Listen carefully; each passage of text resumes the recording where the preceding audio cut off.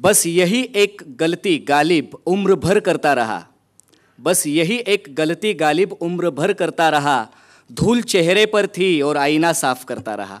म्हणजे आपल्या बाबतीत पण मला वाटतं बऱ्याचदा असंच होतं. तर ही चेहऱ्यावरची धूळ आणि मनातला कचरा बाहेर काढणारं हे पुस्तक फ्लश फेकून द्या कचरा मनातला, याचं आता अनावरण इथे पार पडणार आहे. तर मी मान्यवरांना आणि याचे लेखक संजय गोविलकर यांना विनंती करेन की या पुस्तकाचं अनावरण करून ते पुस्तक लोकार्पण करायचं आहे.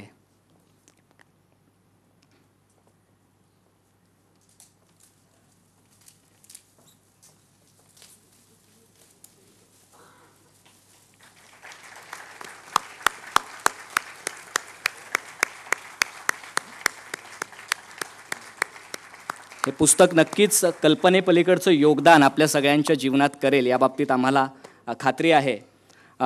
आता मी आपले मान्यवर डॉक्टर श्रीराम नेणे यांना विनंती करेन की त्यांनी 2 शब्द या पुस्तकाबद्दल आणि एकंदरीत या कार्यक्रमाबद्दल इथे व्यक्त करायचे आहेत. जोरदार टाळ्या डॉक्टर नेणे यांच्यासाठी. नमस्कार. तर मी हे अजून वाचलेलं नाही आहे, पण हे सगळं बघून मला कळतंय ते काय बोलतायत ते बरोबर आहे.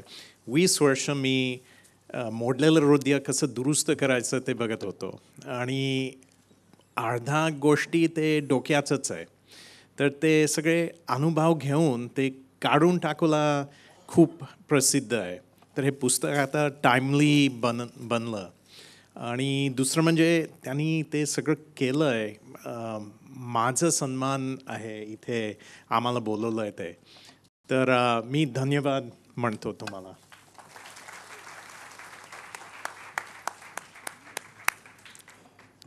आणि या पुस्तकाचे लेखक संजय गोविलकर दादा यांना मी विनंती करेन की त्यांनी या पुस्तकाची कल्पना आपल्यासमोर मांडायची आहे. तर प्लीज दादा, जोरदार टाळ्या संजय गोविलकरांसाठी. जय हिंद. नमस्कार. आज फ्लश हे पुस्तक आपल्यासमोर येतं आहे. तत्पूर्वी ही 8 तारीख का निवडली हे थोडक्यात मी सांगतो. 8 ऑक्टोबर निवडण्यामागे 2 कारणं होती.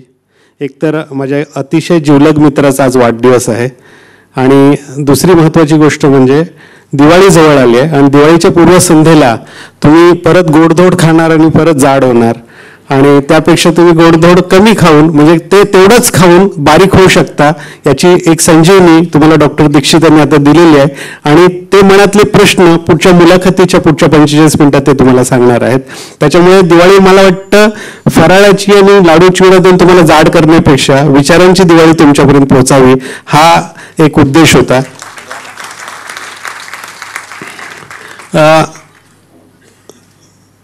मित्र हो, इथे खूप मान्यवर उपस्थित आहेत. सर्वांचे नाव घेणं शक्य नाही, परंतु तुम्ही आमच्या विनंतीला मान देऊन आलात त्याकरता मी तुमचे मनपूर्वक आभार मानतो. आभार आतिश आमचा करणारच आहेत, परंतु इथे खूप अंजलीताई आहेत, आमचे मान्य कुलकर्णी सर आहेत, मीना यादव सर आहेत, मुद्दा सर आहे, माझा मित्र महेश आहे, भालेकर सर आहेत आणि आमचे मुळे काका आहेत, ठाकूर सर आहेत आणि माझी संपूर्ण टीम म्हणजे कारण मी एकटा पोलीस अधिकारी काय करू शकतो, पण जेव्हा माझ्या संपूर्ण टीमला कळालं की बाबा हा एक खूप चांगला सुस्त उपक्रम आहे आणि त्याच्यामुळेच आज सर्व तुम्ही आज इथे दिसता आहात. हे बिलकुल संजय गोविलकर एकटा काही करू शकत नाही, आमची कोणतीही शाखा नाही आणि त्यामुळे हे सर्व जे आहे ते सर्व माझ्या मित्रपरिवारामुळे आहे. आणि 25 वर्षाच्या पोलीस दलाच्या सर्व्हिसमध्ये मी असं पाहिलं की खूपदा गुन्हे घडतात तर आपल्याला ते गुन्हे इमिडिएटली झालेले दिसतात, पण त्यामध्ये वर्षानुवर्ष साठलेला कचरा आपल्याला दिसत नाही. उदाहरणार्थ पती पत्नींच्या संबंधामध्ये तुमच्या लक्षात येत असेल, अचानक जेव्हा 10-15 वर्षाच्या संसारानंतर भांडणं होतात तेव्हा ती एक 10 वर्षापूर्वीची कुठली तरी खपली काढते. तुझ्या सासूने असं तुला सांगितलं होतं, तुझा जावई असं बोलला, तुझं असं झालं तसं झालं आणि ती खपली फटकन बाहेर येते आणि ते आयुष्यभर एकत्र असतात, पण रेल्वे रूळप्रमाणे एकत्र असतात. सगळ्या संसाराबद्दल नाही बोलत आहे, कारण आता खूप पती पत्नी एकत्र आले आहेत, ते आता खूप छान छान हसून दाखवणार की आम्ही खूप छान एकत्र आहोत, पण खरंच तसे असतात का हा विचार मनात येतो आणि कडेलोट झाला की मग पोलीस स्टेशनपर्यंत येतात आणि मग शेवटचा पर्याय घटस्फोट. मग असं न होता नक्कीच सर्वप्रथम आपल्या डोक्याला नको का म्हणून रेल्वेवरून ही एक कथा पती पत्नींच्या नात्यावर लिहिलेली आहे. दुसरी त्यातली एक धर्मांध कथा आहे, ती इसी संघटना आहे. त्या इसी संघटनेची ट्रू स्टोरी आहे की खरं तर आपण मुंबई उपनगरात राहतोय, परंतु मला वाटत नाही मी जिथे राहतो किंवा तिथे कुठे जातीय द्वेष किंवा मी ज्या समाजात राहतो तिथे जातीय द्वेष बिलकुल पसरला जात नाही. परंतु व्हॉट्सअप आणि ही सोशल मीडियाद्वारे असं चित्र डोक्यात टाकलं जातं, एखादा मोर्चा निघतो आणि आपण एकमेकांच्या समाजातून परत वेगवेगळे होतो. आणि त्यामुळे होतं असं की एखाद्या मुलाच्या डोक्यात किंवा एखाद्या युवकाच्या डोक्यात असं वाटतं की आपल्या समाजावर अन्याय होतोय आणि दुर्दैवाने तो कचरा इतक्या ठामपणे आत केलेला असतो की त्याचं रूपांतर उद्या तो दहशतवादी बनण्यात होतं. त्यामुळे धर्माचाही कचरा हा निघून जावा याकरता धर्मांध कथा आहे. आणि मी तुम्हाला प्रामाणिकपणे सांगतो की इथे बसलेले कोणी त्यांनी तुम्हाला तुमच्या वडिलांचं नाव माहिती आहे, आजोबांचं नाव माहिती आहे, खापर पंजोबाचं नाव माहित असेल, त्याच्या मागची नावं फक्त आठवा आणि कुठे तुम्ही वंशाने जात आणि परंपरेचं तुम्ही अभिमान बाळगून बसलेला आहात. तर कुठलंही मूल जन्माला आलं तर इथे डॉक्टर आहेत तर मी सांगायची गरज नाहीये की कुठलंही मूल जन्माला आलं की त्याच्या पाठीवर असा शिक्का नसतो हिंदू मुसलमान, मग आपण त्याला मंदिरात नेतो, आपण मस्जिदमध्ये नेतो, आपण नेतो आणि लहानपणापासून तो त्या धर्माचं बाळकडू त्याला मिळतं आणि तो त्या धर्माचं ब्रँड अँबॅसेडर म्हणून काम करतो. ब्रँड अँबॅसेडर बद्दल मिलिंद देसाई जितकं चांगलं बोलू शकतो ते मी बोलू शकत नाही, परंतु ब्रँड अँबॅसेडर ही कल्पना धर्माची आपणच आपल्या त्याच्या रक्तात भिनवतो आणि तो रक्त आयुष्यभर तो त्या दुसऱ्याच्या धर्माचा, अरे तो मुस्लिम धर्म तसाच जन्म घेतलाय, डॉक्टर मला काही वेगळे तर नाही जन्म घेत ना असं हिंदू मुस्लिम. तर त्यामुळे मला वाटतं की ही जी रेषा आहे आपण जर आता सुरुवात नाही केली तर वर्षानुवर्ष बुरसटलेले विचार असेच राहणार. म्हणून आमच्या टीमनी ठरवलं की आमच्या मुलांची जात आम्ही भारतीय ठेवतो आणि मला अभिमान वाटतो आमचा विनोद, सुबोध, आतिश आम्ही सर्वांनी आमच्या मुलाची जात भारत आम्ही धर्म जरूर पाळू कारण ते संस्कार आहेत आणि संस्कार राहिले पाहिजे पण ते घरात पाळू. त्याकरता धर्मांध कथेतून याची तुम्हाला कल्पना येईल. आणि भरकटलेलं पिक्चर जेव्हा भरकटलेली कथा आठवते तेव्हा मला गोविंदाचा एक चित्रपट आठवतो, क्योंकि मैं झूठ नहीं बोलता. त्यामध्ये तो आपल्या पत्नीला सोना सोना म्हणत असतो आणि मला आठवतं मेरा सोना आणि बाहेर पण सोना.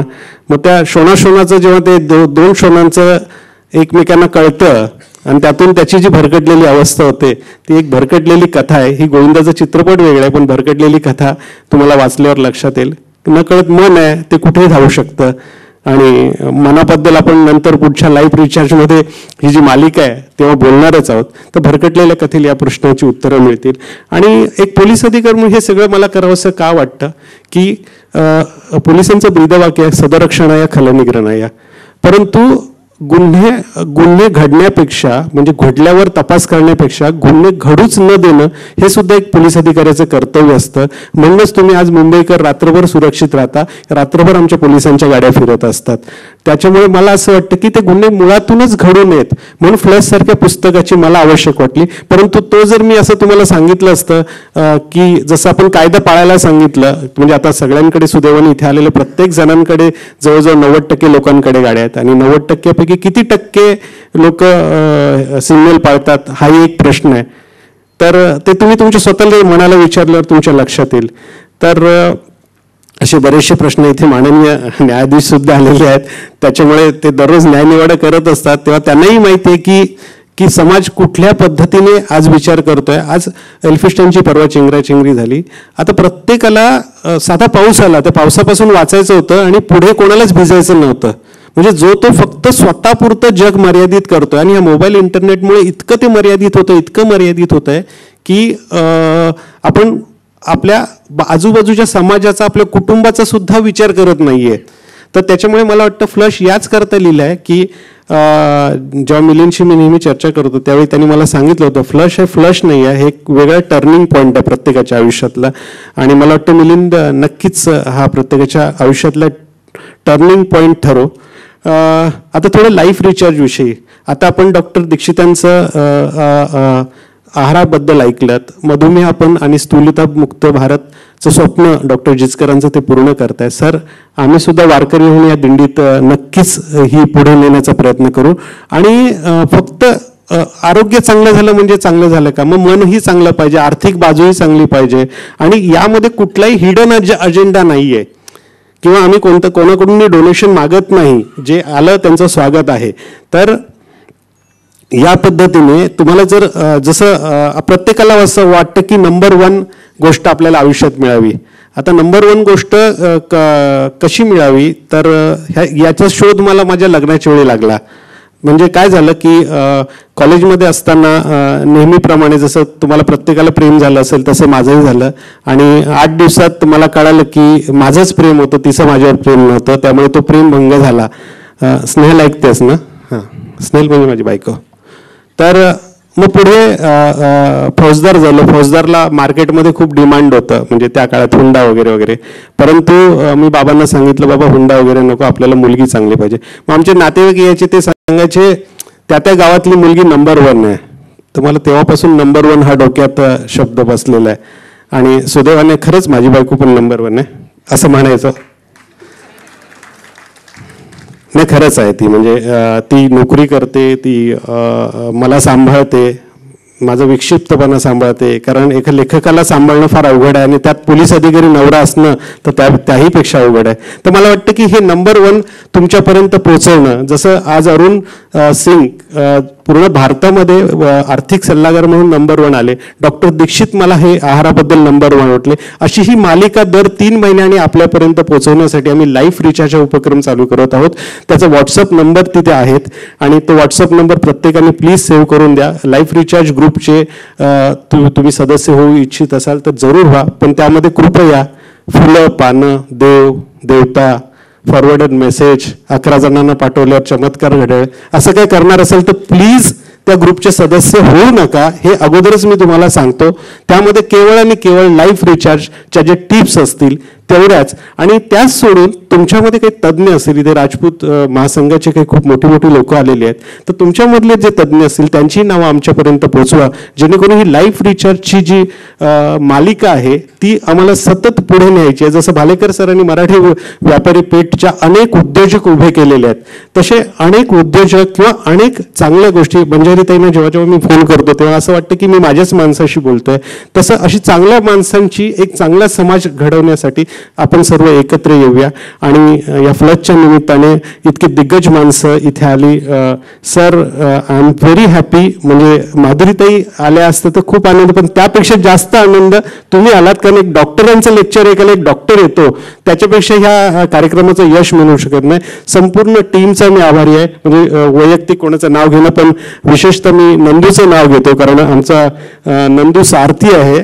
तो असा डोक्यावर बसतो, दादा हे झालं पाहिजे, ते झालं पाहिजे, हे बुके असेच पाहिजे, ते तसंच पाहिजे. आणि त्यापेक्षा सगळ्यात अवघड कठीण काम आहे ते मिलिंदला सांभाळणं. तू कशी सांभाळतेस आय डोंट नो. म्हणजे अरे ते बाबा, तो बॅकड्रॉपला तोच कलर पाहिजे. आता इथे पण आता बॅकड्रॉप काळा म्हटलं, काळाच रंग घ्यायचा मिलिंद आम्ही ठासून ठरवलं, कारण लोक अंधश्रद्धा पाळतात. मग आम्ही अंधश्रद्धा तोडायची संकल्पना इथून, जर खरंच अंधश्रद्धा असती तर आजचा कार्यक्रम हा यशस्वी झाला नसता. मला वाटतं तुम्ही याची सगळ्यांना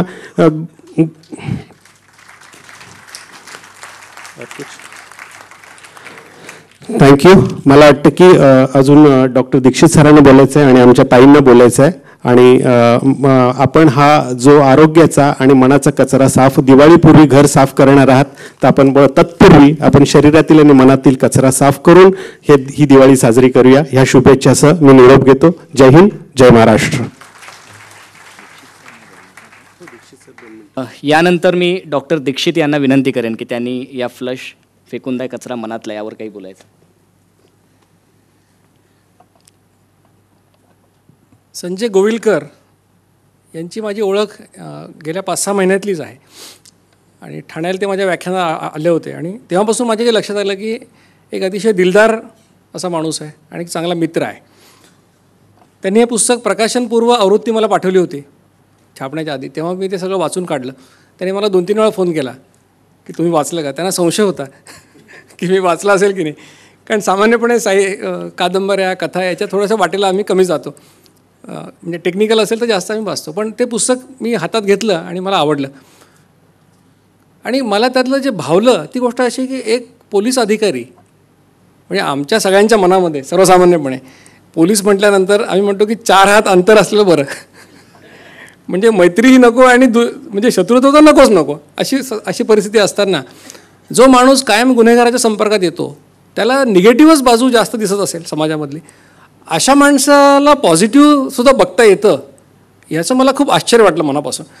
की जो माणूस कायम गुन्हेगारांच्या संपर्कात असतो त्याला समाजातल्या चांगल्या गोष्टी दिसतात आणि त्या अनावश्यक वाटतात लोकांसमोर, याचं मला अतिशय कौतुक आणि त्याबद्दल त्यांचं अभिनंदन की हे खूप चांगलं काम त्यांनी केलेलं आहे. आणि याच्यातल्या सगळ्या गोष्टी ज्या आहेत, प्रत्येक गोष्ट ही आपल्या सगळ्यांच्या कामाची आहे. म्हणजे सुरुवातच त्यांनी जी प्रस्तावित केली की त्यांच्या घरात चोरी झाली आणि मग आईने त्यांना विचारलं की बा आपण देवाचं केलं नाही की काय, किंवा आपल्या घरात कोणी करणी केली की काय. म्हणजे या ज्या सगळ्या कन्सेप्ट आपल्या डोक्यामध्ये अंधश्रद्धा असतात त्या सगळ्यांची परिणती अनेक गुन्ह्यांमध्ये होऊ शकते. आणि त्याच्यात त्यांनी जी उदाहरणं दिलीत म्हणजे की जातीपातीचं किती मोठ्या प्रमाणात, आता आपण तो सैराट पिक्चर बघितला, म्हणजे की ज्या पद्धतीने किंवा ऑनर किलिंगचे जे प्रकार आहेत, म्हणजे वडील स्वतःच्या लाडक्या मुलीला, म्हणजे जिच्यासाठी तिचा एक शब्द खाली पडू देत नाही आयुष्यभर, तिने केवळ एका खालच्या जातीतल्या किंवा दुसऱ्या जातीतल्या मुलाशी लग्न केलं म्हणून तिचा क्रूरपणे खून करतात, ही आपल्या समाजासाठी अतिशय लांछनास्पद गोष्ट आहे. आणि हे सगळं जर टाळायचं असेल, अंधश्रद्धा, जातपात, धर्म याच्यामुळे होणारे सगळे लढे, तर या सगळ्यासाठी तुमच्या मनामध्ये जोपर्यंत तुम्ही मनातली घाण निगेटिव्हिटी काढत नाही तोपर्यंत पॉझिटिव्हिटी त्यात येऊ शकत नाही. आणि म्हणून जरी याचं नाव फ्लश, लोकांना वाटतं की अरे रेखाचं काहीतरी वेगळं वाटतं, पण फ्लश केल्याशिवाय जोपर्यंत मनातला कचरा जाणार नाही, मनातल्या अंधश्रद्धा, गैरसमज, एकमेकाविषयी बोलतच नाहीत लोक, कम्युनिकेशनच नाही, त्यांची जी रूळ नावाची जी गोष्ट आहे ती माझ्या वयाच्या किंवा आपल्या जवळपास 50च्या आसपासल्या सगळ्या लोकांच्या आयुष्यात दिसती घटना आहे की आपण किती आपल्या पार्टनरला गृहीत धरून चालतो. आपल्याकडे अशी एक म्हण आहे की बाबा, जसं आम्ही म्हणतो बऱ्याच वेळा की तिकडे दुसऱ्या देशांमध्ये लोक थँक्यू, सॉरी खूप सारखं वारंवार म्हणतात. म्हणजे नुसतं पाण्याचा ग्लास बायकोने आणून दिला समजा तरी देखील थँक्यू म्हणतात. आपल्याकडे म्हणतात की बा हे काय, हे करायलाच पाहिजे, कर्तव्याचा भाग आहे, किंवा प्रेम आहे म्हणायची आवश्यकता काय, समजून घ्यायला पाहिजे. आता हे समजून घेणं हा जो प्रकार आहे हा आपल्याच फक्त मला वाटतं देशामध्ये आहे. आणि असं काही समजून घेता येत नसतं जोपर्यंत तुम्ही शब्दात ते मांडत नाही, बोलत नाही, तोपर्यंत समोरच्या माणसाला कळण्याची कुठलीही वेगळी पॉवर कोणाकडे नसते. आणि या साध्या साध्या गोष्टी ज्या आहेत या आपण आयुष्यात या गोष्टी, आणि त्यांच्या आदर्श वपू काळे आहेत. आणि वपू काळेंची अनेक पुस्तकं वाचलेली आहेत. वपू काळेंच्या लेखनामध्ये जो सहजपणा आहे आणि तुमच्या हृदयाला भिडण्याची जी शैली आहे ती शैली शिष्य म्हणून संजय गोविलकर यांनी आत्मसात केली आहे असं मला या ठिकाणी नक्की सांगावं असं वाटतं. त्यामुळे आता मी आणखीन आपला वेळ घेत नाही, त्यांना शुभेच्छा देतो की आणखीन अनेक पुस्तकं त्यांनी लिहावी आणि जेणेकरून वाचकांना आणि महाराष्ट्रातील लोकांना त्याचा फायदा होईल. पुन्हा त्यांना शुभेच्छा देऊन संपवतो. धन्यवाद. प्रकाशन तर पार पडलं आहे आणि आता आपण मान्यवरांना आमच्या जीवनरंग टीमतर्फे एक सदिच्छा भेट देणार आहोत. मी पुन्हा एकदा विनंती करेन मीनाताईंना आणि अविनाश कुलकर्णी सरांना, कारण मगाशी त्यांना ती भेट दिली नाही कारण आमची इच्छा होती की संजय दादांकडूनच ते गिफ्ट मिळावं. त्यासाठी जोरदार टाळ्यांनी पुन्हा एकदा स्वागत करा मीनाताई आणि अविनाश कुलकर्णी सरांचं.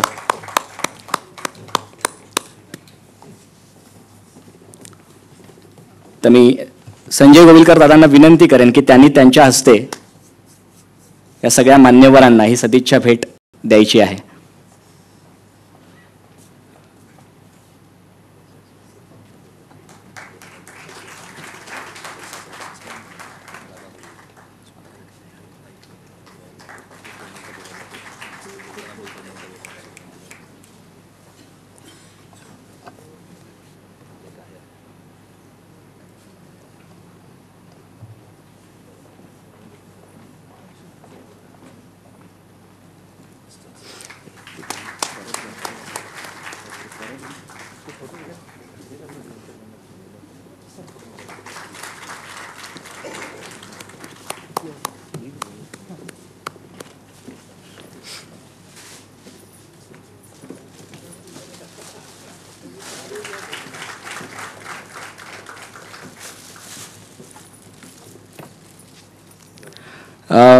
एक छोटीशी गोष्ट राहिली आहे. सौ घैसास यांना मी विनंती करेन की त्यांनी सुद्धा 2 शब्द फ्लशबद्दल बोलायचे. जोरदार टाळ्या श्रीमती घैसास यांच्यासाठी. धन्यवाद सर. मला जेव्हा संजय सरांनी गोष्टी वाचायला दिल्या तेव्हा मी वाचत गेले आणि मला एवढा अनुभव म्हणजे माझा अनुभव असा आला की माझ्या